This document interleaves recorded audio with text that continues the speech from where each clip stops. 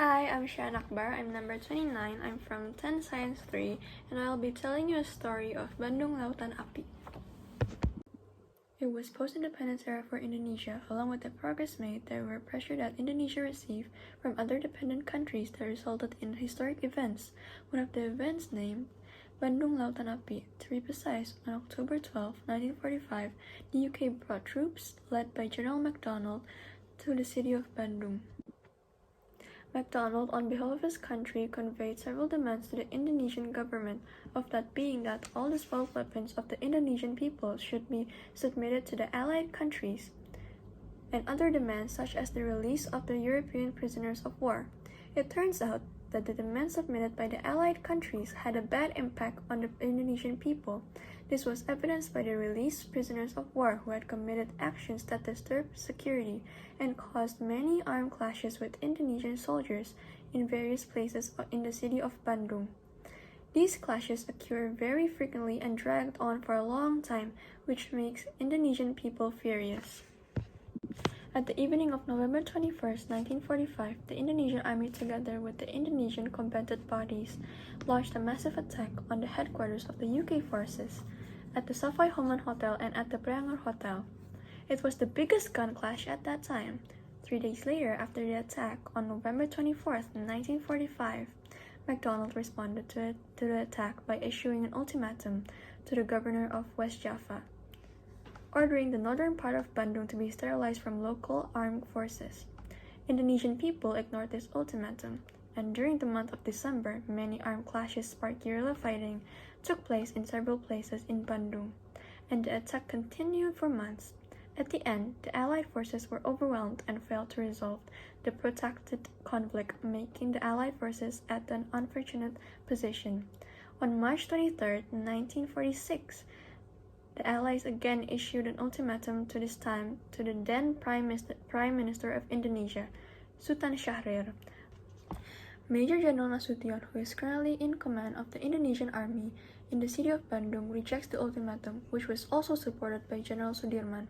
However, Sultan Syahrir urged Nasution to obey the ultimatum so that there would be no more bloodshed.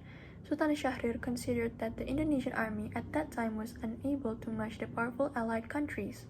Nasution had to obey the Prime Minister government. He then immediately held a meeting with Indonesian army officers and the combatant body, as well as the Bandung city government apparatus, to discuss actions to respond to the ultimatum.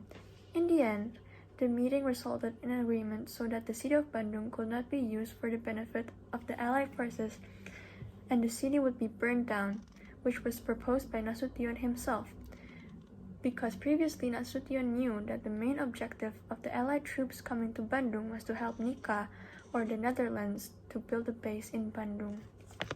March 23, 1946, local troops began to evacuate the population. The scorched earth operation was planned to begin early in the morning at midnight, but at 9 p.m., People's Bank was already engulfed in a big fire, followed by a Banjai area that was burned violently, and then the buildings in Braga, Cicadas, and Tegalaga area. Allied forces realized the fury and tried to stop it. Meanwhile, in the village of Dayakolot, there were violent clashes between Indonesian fighters and Allied forces, guarding a large ammunition store containing 1,100 tons of gunpowder and weapons. Two warriors named Muhammad Toha and Ramdan were given a task to blow up the warehouse. The two of them sneaked through the area that was not seen by the Allied forces, then into the warehouse, then exploded violently. The storehouse of ammunition, which was very important for the Allied forces, was destroyed, but unfortunately, both fighters died in the explosion of the warehouse. Looking back to Bandung City, the Indonesian army was burning their headquarters, potentially used by the Allied forces. Then after that, moved to escort more than 200,000 residents to leave Bandung City and help them burn their houses. The Allied forces tried their best to stop it, but the large amount of people who burned their homes could no longer be stopped, and in just one night, the city of Bandung was suddenly burning violently, with invulnerable smoke rising into the sky. That night, the city of Bandung, seen from a distance, was just like a sea of fire. In the morning, the city of Bandung was just like a dead city. Ruins were scattered all over the city. Within a few months, the Indonesian army and the Indonesian fighters went against the Allied forces, then managed to reoccupy the city of Bandung. This event was a turning point to prevent crises that would threaten Indonesian independence.